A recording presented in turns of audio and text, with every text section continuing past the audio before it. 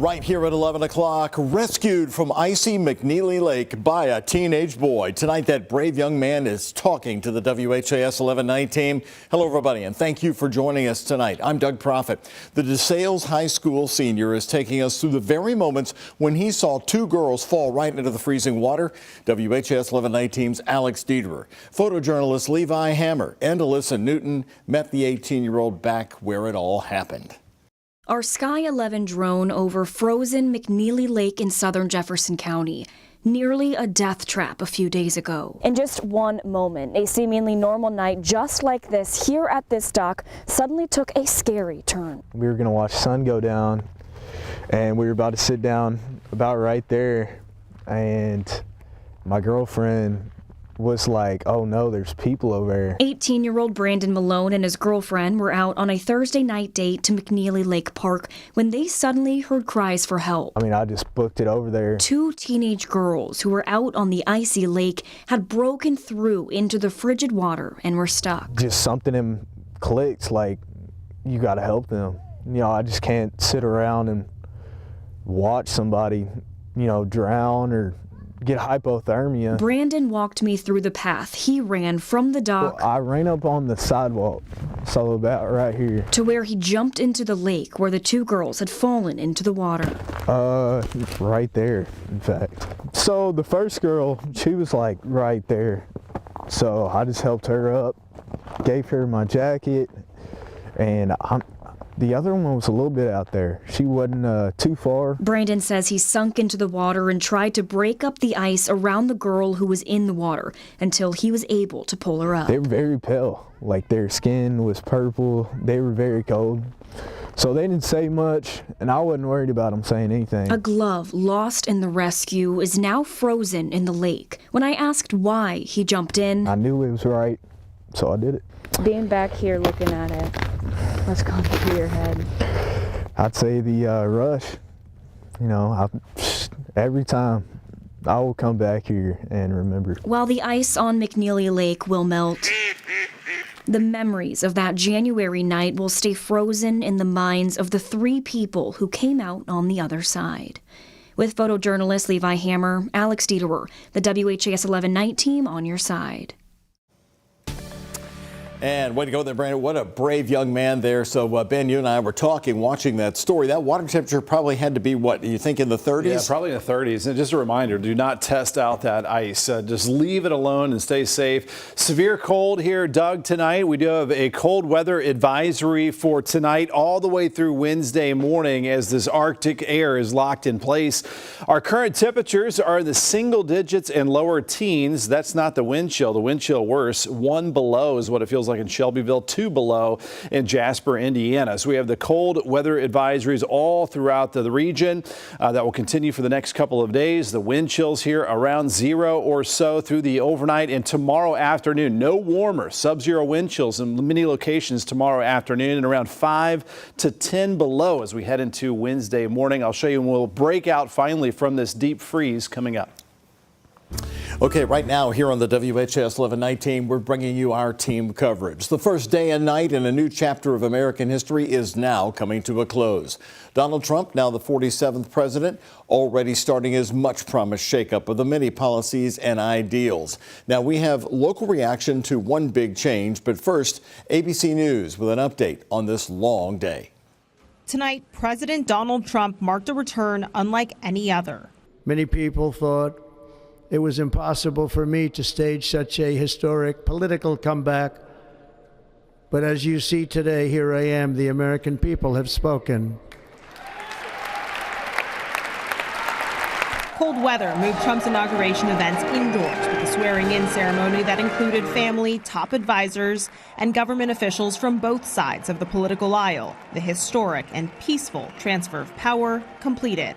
And in a nearby arena, a crowd of supporters greeted the incoming administration with cheers. Yes! Trump taking a victory lap in a rally-style speech. We won, but now the work begins. And moving forward with several campaign promises, including declaring a national emergency on the southern border, with planned deportations expected to begin as soon as tomorrow. He tossed pens into the crowd after signing executive actions in the arena. then returned to the Oval Office with a new stack on deck. Among them, an end to birthright citizenship, guaranteed by the 14th Amendment, and sweeping pardons for approximately 1,500 criminal defendants who stormed the Capitol on January 6th. Tonight, I'm going to be signing on the J6 hostages, pardons to get them out. Nearly everyone convicted of their actions that day, including those who attacked law enforcement officers, are now set to be released. We hope they come out tonight, frankly. They're expecting it. Several groups have already started filing lawsuits against some of Trump's actions here on day one. Christiane Cordero, ABC News, Capitol Hill. And an update for you, President Donald Trump hitting the ground running, signing several executive orders right into the evening hours. Here are three to know about right now. The president signing an immediate hiring freeze for the federal government. He also pardoned 1,500 people charged in the January 6th riot, more than was first expected there from him. And most recently, he signed an order regarding the definition of gender in the United States. One of those orders ends gender identity within the federal government. It has now sparked outrage within the local LGBTQ+ community, but has some Republican lawmakers we also talked with feeling relieved tonight. WHAS 11 Jose Alonso and photojournalist Emma Gefter headed out tonight getting reaction some call radical and others are calling justified. As of today, it will henceforth be the official policy of the United States government that there are only two genders, male and female. Organizations like the Fairness Campaign were listening closely as presidential power shifted back to Donald Trump. President Trump, in his first speech, has already taken the opportunity to launch attacks at one of our smallest and most vulnerable communities, our transgender Americans. President Trump immediately started signing orders on Inauguration Day. His executive order says, quote, when administering or enforcing sex-based distinctions, every agency and all federal employees acting in an official capacity on behalf of their agency shall use the term sex and not gender in all applicable federal policies and documents. And our community is resilient and will make it through these 4 years regardless. The Fairness Campaign has been advocating for LGBTQ+ rights for over 25 years, but we also wanted to hear from Republican state lawmakers on this topic as well.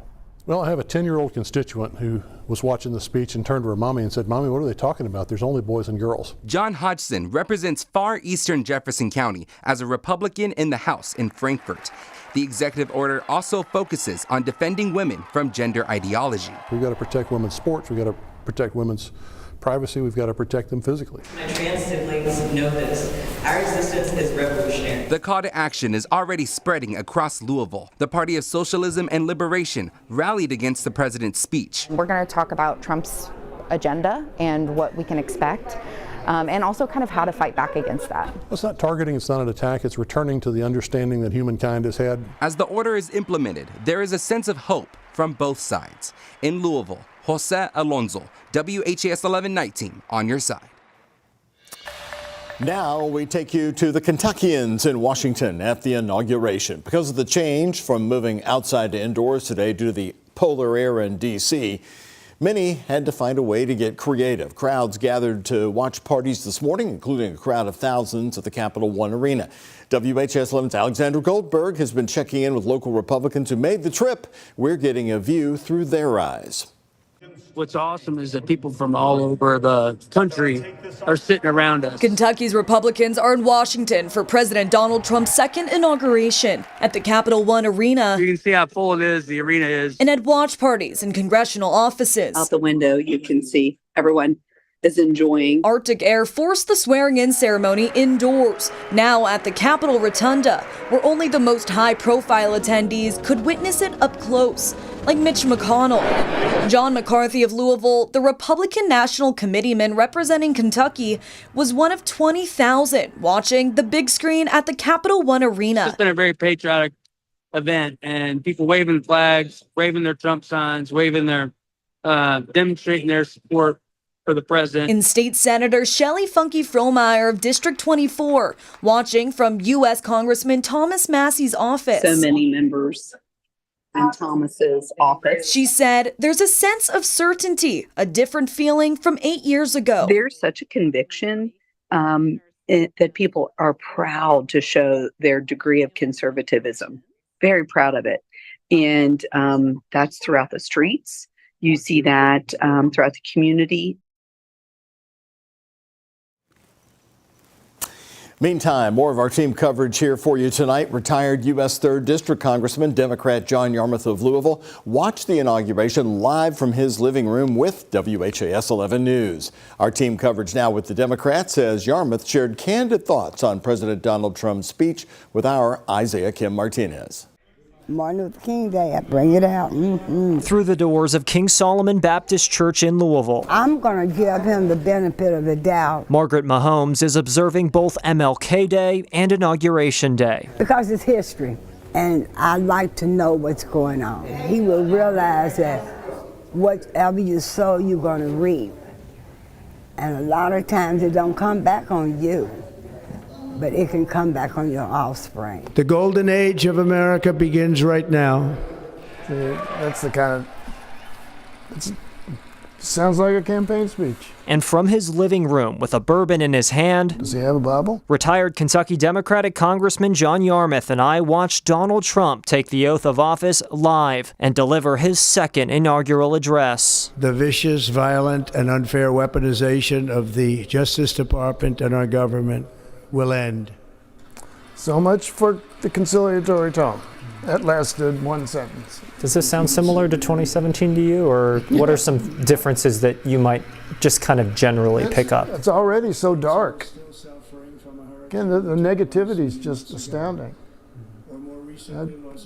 Every inaugural address I've ever heard, except for his two, have been attempting to be uplifting. This is, again, painting a very bleak picture.